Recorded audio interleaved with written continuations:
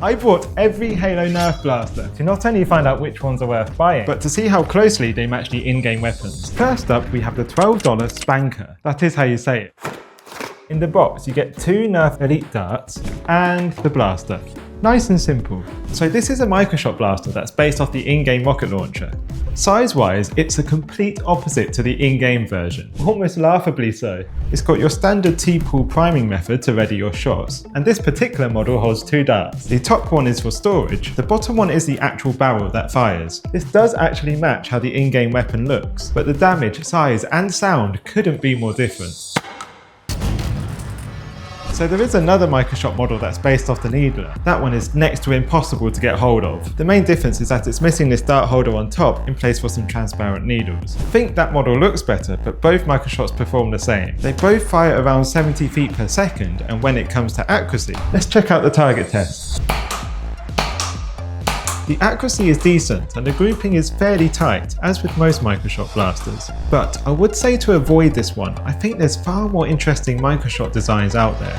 Next up we have the $22 Mangler. This is the eco packaging, hence the plain box.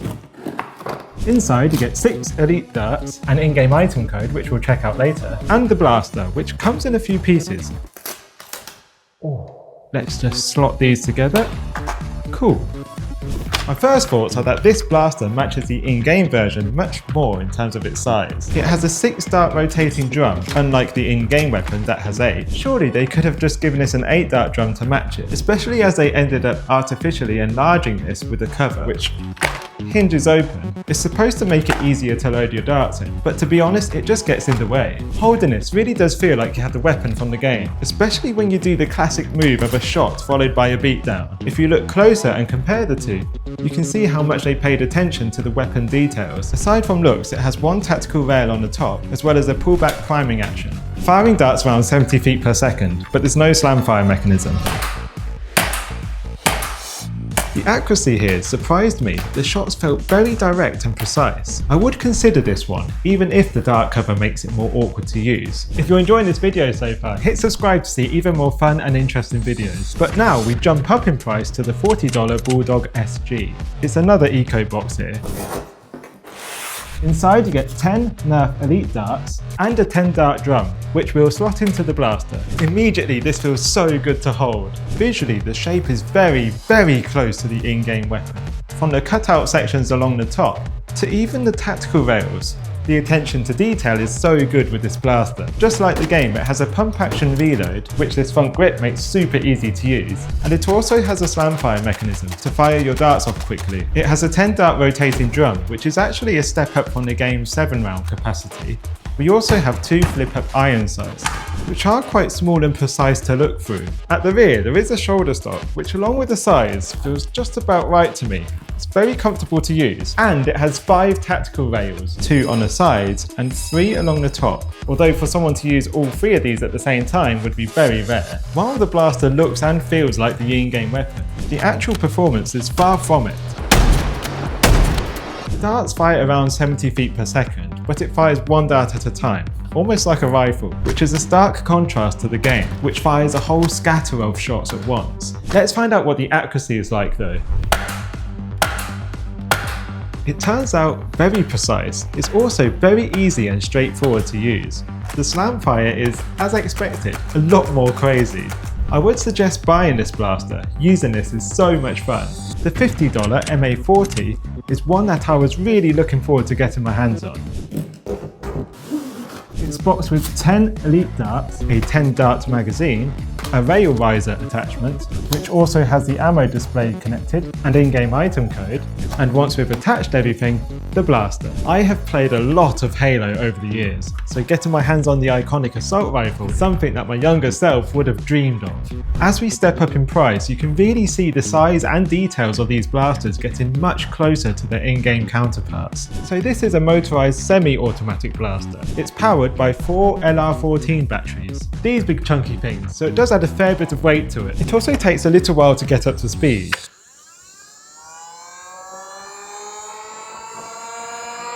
There we go. And it only fires 1 dart at a time, compared to the in-game weapon that's fully automatic. We also have a 10 dart magazine here versus the 36 round magazine in the game. I have found this magazine to be quite awkward to detach, with this release button being right at the very back. You kind of have to reach around. It's not ideal. On the top we have one tactical rail which you can slot this fake ammo counter scope onto, and this rail riser that you get in the box is for when you want to attach your own sights or scopes. It's going to make sure that this part of the blaster is not going to obscure your view. And that looks ridiculous. While I absolutely love the look and feel of this blaster, you do have to be mindful of the performance. The darts fire around the standard 70 feet per second, but if you fire your darts off too quickly, there is a significant drop off in the power of them.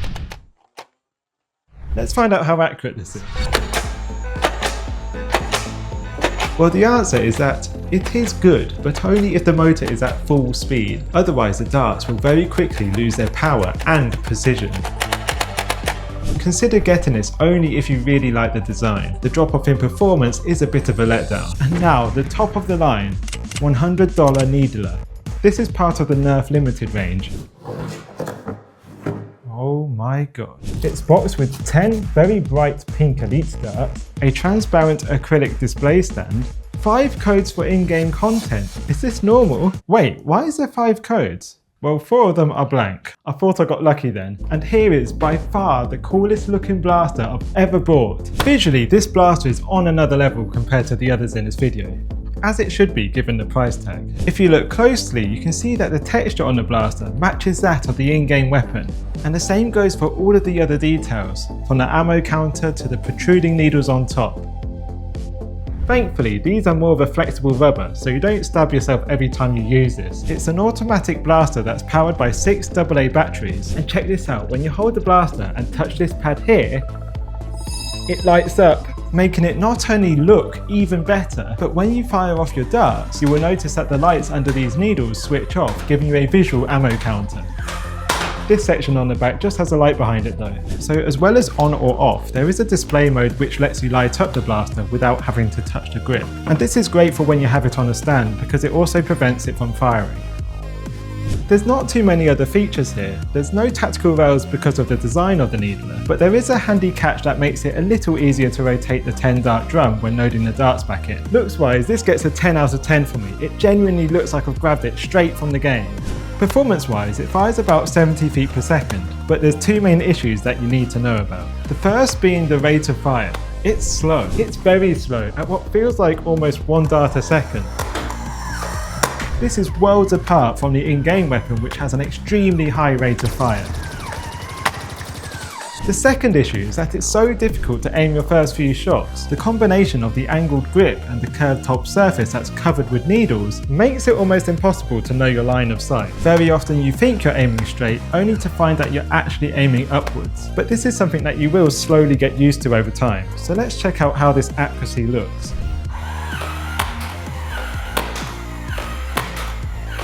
Let's be honest, it's not great. While the power is consistent, unfortunately the accuracy is not.